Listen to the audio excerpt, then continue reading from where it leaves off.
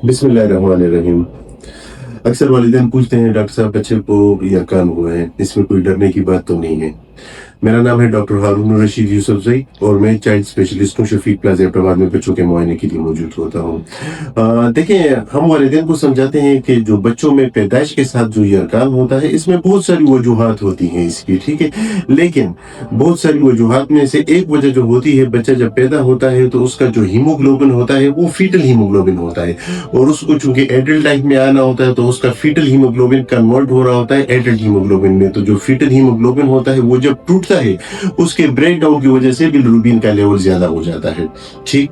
तो कभी भी जब आपके बच्चे को आप देखें कि घर में आपके बच्चे को पीलापन या जॉइंटिस या यरकान, जिस नाम से भी इसको बुलाते हैं, अगर वो हो रहा है तो अपने फौरन बच्चे को डॉक्टर के पास लेके जाने, बच्चों के डॉक्टर के पास। अभी वजह क्या है, क्यों जाने आपके पास? होता ये है कि जब आप आते हैं तो हम बच्चे का एक टेस्ट करते हैं जिसे हम कहते हैं SBR, सीरम बिलिरुबिन। हम देखते हैं कि टोटल कितना है, डायरेक्ट कितना है, इनडायरेक्ट कितना है, ठीक है।